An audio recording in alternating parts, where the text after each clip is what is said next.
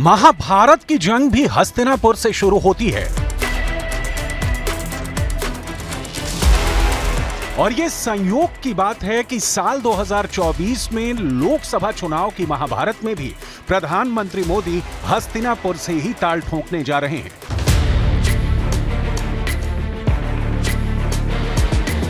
मेरठ पश्चिमी उत्तर प्रदेश की संसदीय सीट है। यहां से 1857 वाली क्रांति की ज्वाला भी उठी थी। इस ऐतिहासिक शहर से प्रधानमंत्री नरेंद्र मोदी अपने चुनावी कार्यक्रम और लोकसभा चुनाव प्रचार अभियान का प्रचंड आरंभ करने जा रहे हैं। हमारे संवाददाता ने प्रधानमंत्री मोदी की रैली के ठीक पहले मेरठ के मिजाज को परखने की कोशिश की है और यहां के वोटर्स के मन को टटोला है।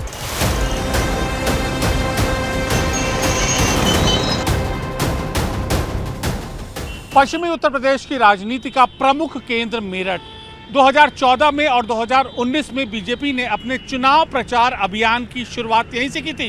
पीएम मोदी ने यहीं पर अपनी जनसभा की थी, जिसके बाद बीजेपी को चुनाव दर चुनाव यानी कि 2014 और 2019 में ऐतिहासिक सफलता मिलती गई है और मेरठ से ही जो नीति, जो चुनावी जो एजेंडा तय होता है, वह पूरे पश्चिमी उत्तर प्रदेश की 1 दर्जन से भी ज्यादा सीट यहां का चुनाव प्रचार अभियान प्रभावित करता है। ये सीटें हैं सहारनपुर, कैराना, मुजफ्फरनगर, शामली, गाजियाबाद और इससे के साथ साथ 1 दर्जन से ज्यादा सीटें हैं।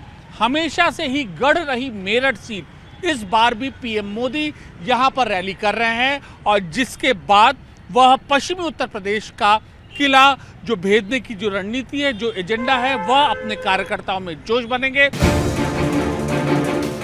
बीजेपी ने मेरठ के दुर्ग को जीतने के लिए प्लान मेरठ संभाग बनाया है, जिसमें कुल 14 लोकसभा सीटें आती हैं। साल 2014 में मेरठ संभाग में बीजेपी ने कुल 14 लोकसभा सीटें जीती थी, यानी यहां बीजेपी ने पूरा ही क्लीन स्वीप कर दिया था। लेकिन साल 2019 में मेरठ संभाग में बीजेपी ने सिर्फ 7 लोकसभा सीटें ही जीती थी, यानी यहां बीजेपी का प्रदर्शन 50% तक गिर गया था। एक बार फिर प्रधानमंत्री मोदी अपनी रैली से पश्चिमी उत्तर प्रदेश के कार्यकर्ताओं में जान फूंकने जा रहे हैं। अगर यहाँ की लोकल समस्याओं की बात करें तो मेरठ में बड़ी तादाद में उद्योग हैं, जिस वजह से दिहाड़ी मजदूरों की जरूरत होती है और इन मजदूरों से बात कर जाना कि उनके मन में अखिलेश हैं या मोदी। कि लगातार 3 बार से यहाँ पर जो सांसद हैं वो भी जीत रहे हैं, बीजेपी जीत रही है और अब तमाम तरीके की योजनाएं, तो कहीं ना कहीं यह लगता है कि आपको कुछ फायदा पहुंच रहा है। आपके द्वारा हम तो ये कहना चाहते हैं, हम सब भाई लोग खड़े हैं, उनके द्वारा सबकी मजदूरी बनी रहनी चाहिए। 600 रुपए कम से कम 600 रुपए झाड़ी होनी चाहिए। आदमी को रोजगार मिले, रोजगार मिलता है एक करके। मजदूर आदमी को रोजगार मिले और उसे परेशान ना करा जाए मजदूरी के हक में। कितना एक दिन की मजदूरी कितनी होती है? एक दिन की 500 साढ़े 500 रुपए। सरकार ने कितनी मजदूरी की जो रेट है वो तय कर रखी है? वो 600 रुपए कर रही है, लेकिन 550 ही मिलते, 500 ही मिलते।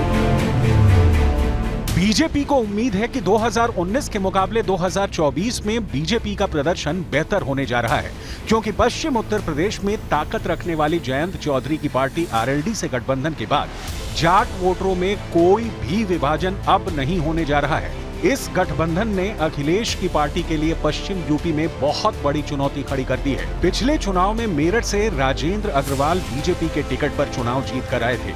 यहाँ 2024 की रणनीति क्या है, राजेंद्र अग्रवाल से समझेंगे, लेकिन उससे पहले हम मेरठ की ब्रास बैंड मार्केट पहुंचे, जहां दुकानदारों ने सरकार के कामकाज पर अपनी राय दी है और वोट किस तरफ जाएगा ये संकेत भी कर दिया है।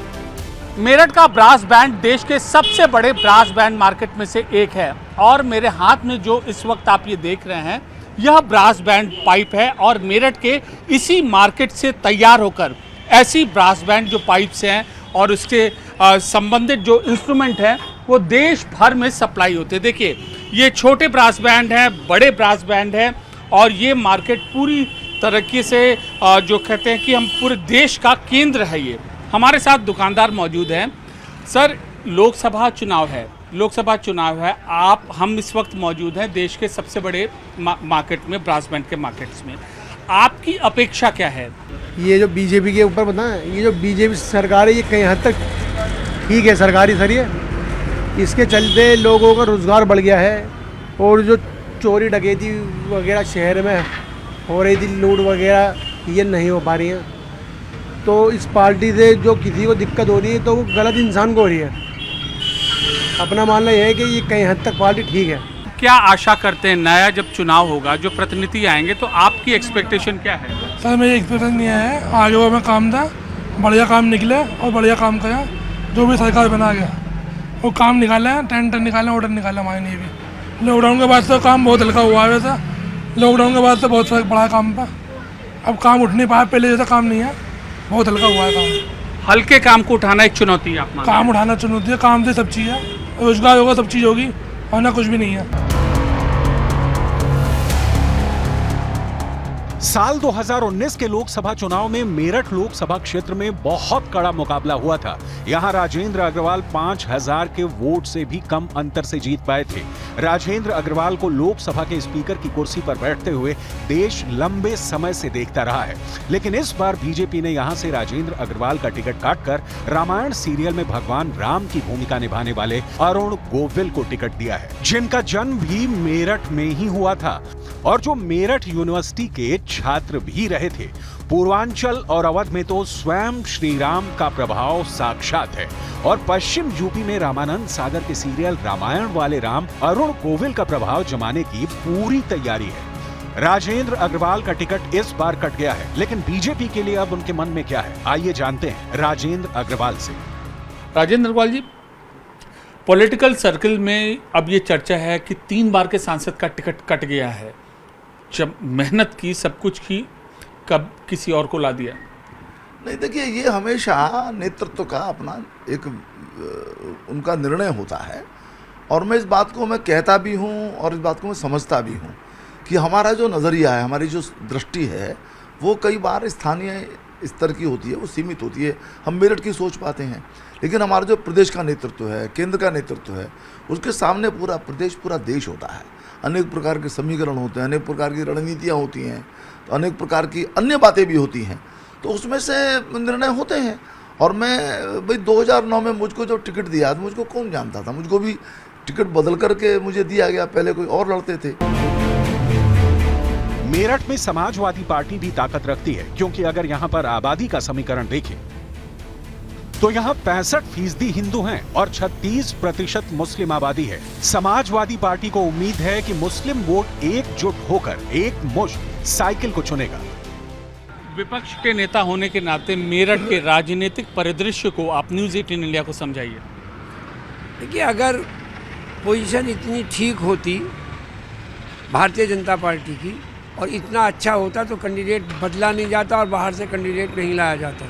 आप खुद अंदाज़ा लगाइए कि भारतीय जनता पार्टी जहां इतना ज़ोर शोर से प्रचार कर रही है, इतनी कंफ्यूज क्यों है कि पॉलिटिकल आदमियों की जगह जो है वो सेलिब्रिटीज़ को और धार्मिक करने वालों को, धार्मिक प्रचार करने वाले लोगों को उतारा जा रहा। क्यों आखिर इतना कन्फ्यूज़न किस बात से? आपने काम नहीं करे क्या? आपको अपने काम पर भरोसा नहीं है? लेकिन समाजवादी पार्टी की असली मुसीबत यहां आरएलडी और बीजेपी का गठबंधन बनने जा रहा है। अब दोनों पार्टियों के कार्यकर्ता यहां मिलकर रणनीति बना रहे हैं। मेरठ बागपत सीमा पर रोटा गांव के अंदर आरएलडी और बीजेपी के कार्यकर्ता एक साथ बैठे हैं। यहां दोनों पार्टियों का झंडा लगाया गया है। जाट बाहुल्य क्षेत्र पारंपरिक रूप से चौधरी चरण सिंह का गढ़ रहा है, लेकिन अब बीजेपी के साथ गठबंधन के बाद दोनों पार्टी के कार्यकर्ता एक साथ रणनीति बना रहे हैं। पीएम मोदी की रैली 31 मार्च को होने वाली है और हमारे साथ यहाँ पर मौजूद है प्रवीण जी। ये राष्ट्रीय लोकदल के कार्यकर्ता हैं। सर, अब तो नए साथी मिल गए हैं, तो अब लक्ष्य क्या रखा गया है आप लोग के सामने? जो माननीय प्रधानमंत्री जी का लक्ष्य है 400 पार, वही हम सब का लक्ष्य है 400 पार। हम इस वक्त जाटलैंड में मौजूद हैं, तो इस वक्त जाहिर सी बात है कि आप तो अपने गठबंधन के लिए ही बोलेंगे, लेकिन जाटों की अपेक्षा क्या है मौजूदा शासन से, या जिस शासन को वो चुनते हैं? उस सब के जिम्मेदार, उस सब के मालिक हमारे जयंत चौधरी है। जाटों के हित को साधने के लिए हुआ है या पश्चिमी उत्तर प्रदेश में एक नई ताकत को देने के लिए हुआ है? पश्चिमी उत्तर प्रदेश में एक नई ताकत को देने के लिए हुआ है। कैसे? इसमें भाई दोनों संगठन मिलकर काम करेंगे, बीजेपी का और लोकदल का जो है, और हम लोग सरकार में रहेंगे। सरकार में जो है हमारे लोगों के काम होंगे, किसानों के काम होंगे, हमारी आवाज़ जो है दिल्ली में बैठ के हमारे जो सांसद बनेंगे वे हमारी आवाज़ उठाएंगे। ये इसीलिए गठबंधन बना है। भी पश्चिमी उत्तर प्रदेश में और आज भी 2 ही पार्टियों का जो है चुनाव था, बीजेपी और लोकदल। अब सब लोग एक जगह इकट्ठा हो गए हैं, तो अब कोई कड़ाई नहीं रही है, बहुत आसान चुनाव हो गया। लेकिन फिर भी मेहनत करेंगे हम, जैसे पहले से संगठन के रूप में करते हुए। अगर मेरठ में विकास के प्रोजेक्ट्स की बात करें तो दिल्ली मेरठ रैपिड रेल की सबसे ज्यादा चर्चा नजर आती है। मेरठ बस स्टैंड पर ये रेल का रूट खत्म होगा। ऐसे में वहां के लोग इस रैपिड रेल को लेकर क्या सोचते हैं, जरा देखते हैं। लोग हैं यहाँ पर बस स्टैंड में इंतजार कर रहे हैं, युवा है और हर वर्ग के लोग हैं। हम इनसे बात करते हैं। ये बताइए कि आप युवा हैं यहाँ पर, आप यहाँ पर वेट कर रहे हैं। सामने हमने देखा कि RRTS बन रहा है, रैपिड रेल बन गई है। आपकी ज़िंदगी में कैसा असर पड़ेगा? इससे ये ट्रैफिक भी कम हो जाएगा, आने जाने में भी दिक्कत नहीं रहेगी, और जाम पाम रहता है ये भी खत्म हो जाएगा। आप बताइए आपकी लाइफ में क्या असर पड़ेगा जब ये रैपिड रेल बनेगी? सर इससे है ना, अगर तो ट्रैफिक कम हो जाएगा, दूसरे आने आने की सुविधा बहुत आसान हो जाएगी। अब जैसे यहाँ से दिल्ली जाने के लिए बस पकड़नी पड़ती, सब कुछ करना पड़ता है, जब मेट्रो चल जाएगी तो मेट्रो से परेशानी हल हो जाएगी सारी। आप बताइए भैया क्या काम करते हैं आप? हम मिनी मेट्रो चलाते हैं, मिनी मेट्रो। ये बताइए कि जब ये बन जाएगी रैपिड रेल तो आपको लाइफ में क्या असर होगा? इससे रोजगार बढ़ेगा, इससे दिल्ली आने जाने में बहुत आसानी हो जाएगी, घंटों का काम सेकंडों में होगा।